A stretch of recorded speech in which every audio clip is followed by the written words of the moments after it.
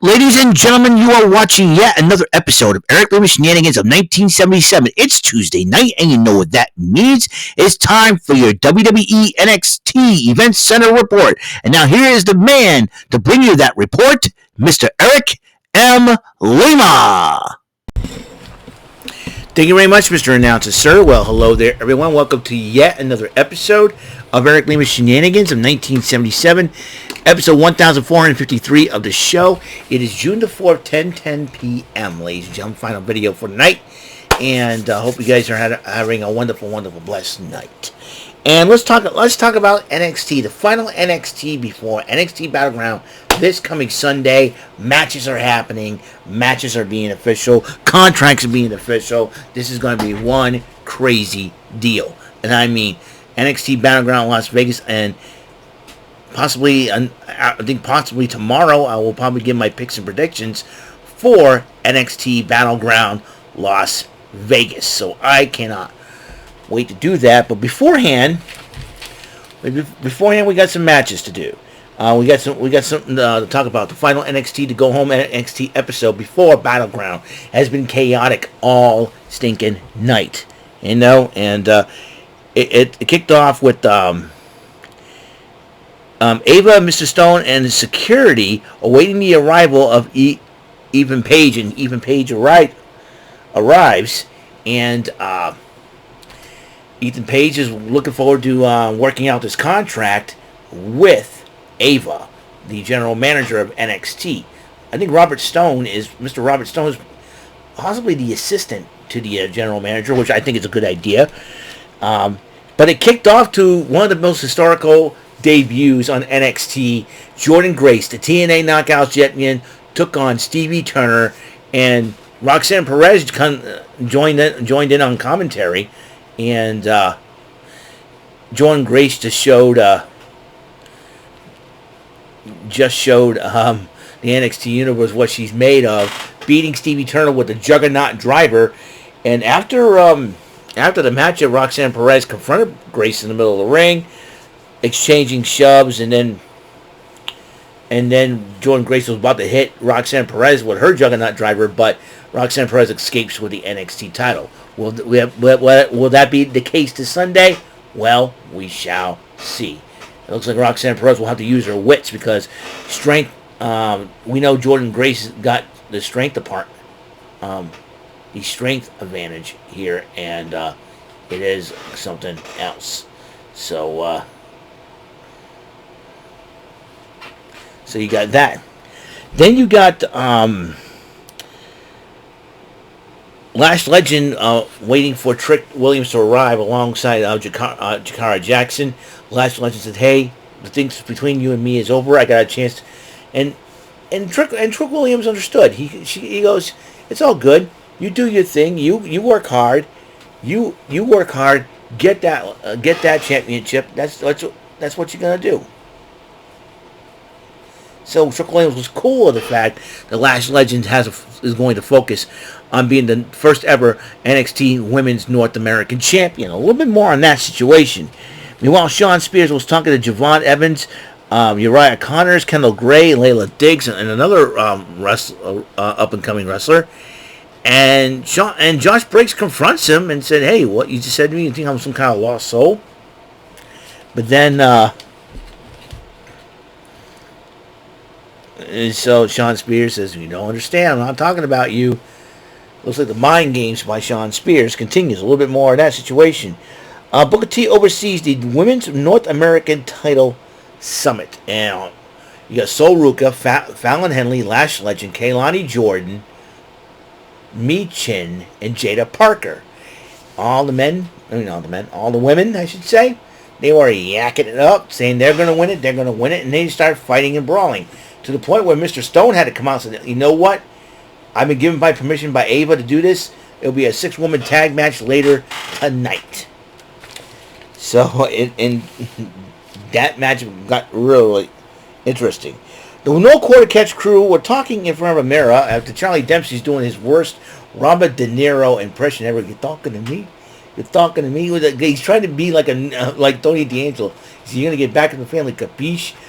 And Miles Morris. Just say it. Just say it, Damon. All right, yeah, capiche.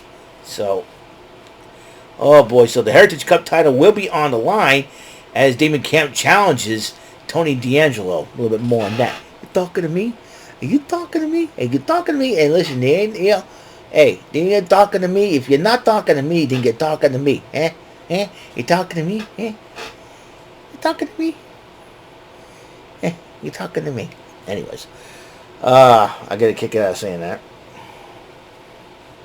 Anyways, continuing on, I should say. Where are we here? Chase U is getting ready for Thea Hale's matchup against Jasmine Nix, but it seems like Duke Hudson and Riley Osborne decided to stay in the back. They don't trust Ridge Holland. So Ethan Page walks out Ava's contract, turns down a contract, and Ava was talking to Mr. Stone, and Mr. Stone tells her, I had six-woman tag as you asked, but what about Ethan Page? He says he wants to do it out in the ring, so whatever. Meanwhile, earlier on, the Good Brothers attacking Axiom and Nathan Frazier at a merch stand outside before the show even started. Meanwhile, Briggs was about to enter for a matchup, but he was attacked in the back by Sean Spears with a chair. And then Javon Evans decided to take on Sean Spears and chase him out of the ring. Meanwhile, Sarah Schreiber interviewed Tony D'Angelo, telling D'Angelo he's going to show the No Quarter Catch crew how things are done, D'Angelo family style. Then they had the Heritage Cup title defense. It is Tony D'Angelo against Damon Kemp, as you know, 6 3-minute rounds, 30 seconds within each round for a break. Once a fall occurs, the round ends. 2 out of 3 falls wins the matchup, and the match automatically ends on either count or a disqualification or a knockout. But Tony D'Angelo took the first fall. This next 2 falls, nothing, and in fact, round 3, Kemp was close, way close, tying it up. But in the end, Tony D'Angelo won the 4th round, retains the title. Meanwhile, Kelly Kincaid interviews Ava about the Ethan Page contract situation, and Trick Williams interrupts her. Says, listen, give the man what he wants. I want to kick his butt. Ava's kind of hesitant. Meanwhile, Jordan Grace was talking to Mi Chin, and looks like 2 old friends reunited, and he said, look at us, and everything else. And then Sol Ruka interrupts them, and they say, dude, you're jacked, and they're fans, and Jordan Grace is like, I'm a fan of yours. So it was really cool. I thought it was a really cool exchange. Until Jada Parker interrupts them and said, quit kissing each other's butts. And then all of a sudden, Jordan Grace, you got to take care of that? So I'm going to take care of it. Then Ariana Grace talks to Jordan Grace. He said, do I know you? We had the same last name. We're not related. I think in a way Jordan Grace probably does know who Ariana Grace is in real life. Santino's daughter. So if she knows Santino. But then they were talking about the NXT Women's Championship and Ariana Grace trying to explain to Jordan what's up. Jordan Grace what's up. And then Tatum Paxley wants the TNA knockout. Tatum Paxley. This ought to be interesting. What happens? The women's division is going to be very interesting. Speaking of women's division, inside look at the underground matchup between Lola Vice and Shayna Baszler, and a lot of dignitaries from the UFC and the MX, the mixed martial arts world, have their picks of who's going to win what. Most of them pick Shayna Baszler, but we will find out. Now, Carmen Petrovich was supposed to take on Izzy Dane 1-on-1, but she got hurt over the weekend in live shows. So Natalya took over, and Natalya, who's not in a very good mood after last night being defeated by the newcomer Kiana James. Natalya took it on the former associate of Kiana James, Izzy Dane, and Natalya did pick up the victory. And as Natalya will quote her Uncle Owen Hart, enough's enough. It's time for a change. Meanwhile, Frazier and Action were very angry about the Good Brothers, and they said this Sunday we'll see you guys. Then Tyson Dupont and Tyreek Igwe was about to get a matchup going, but Gallus decided to attack Dupont and Igwe from behind. And Gallus addresses the Orlando crowd saying, hey, we're not here to do this for social media influence and views and all that. We're here for professional wrestling. We're here to kick butt, take names, and win championships. Oh, but Femi interrupted them and claims he'll walk out with the North American title. And then Wes Lee came to the crowd saying he'll walk out. Gallus gets the jump on Femi. Wes Lee tried to help, tried to even things up a little bit, but in the end, Gallus attacked two guys, 3-on-2, and Joe Coffey's got his sights set on the North American title. Then there's the return of Wendy Choo next week. It looks like Wendy Choo's got a brand new look of what's going on. She saw the eyes. It's a little different. Has Mei Ying possessed her once again? Who knows what goes to the mind of Miss Wendy Choo? Meanwhile, Sarah Schreiber interviewed Lexis King, and Lexis King's upset about Dante Chen beating him twice. Dante Chen and him were fighting all over the place, all over the PC, to the point where they said they'll finish it up real soon. Next week, they're going to try to finish it up in a Singapore Kane matchup. So that's going to be a huge deal. Then the six-women tag team matchup. Michin, Jada Parker, and Sol Ruka on one team. Meanwhile, Lash Legend Kaylani joining Fallon Henley on the other team. And Jasmine Nix came back with JC Jane with her this time around. JC Jane wearing a protective mask. And the six-woman tag match turned to a brouhaha. Everybody shoving each other. Teammates attacking each other and whatnot. But in the end, Sol Ruka, Jada Parker, and Michin won the matchup, thanks to Sol Ruka's Soul Snatcher on Last Legend.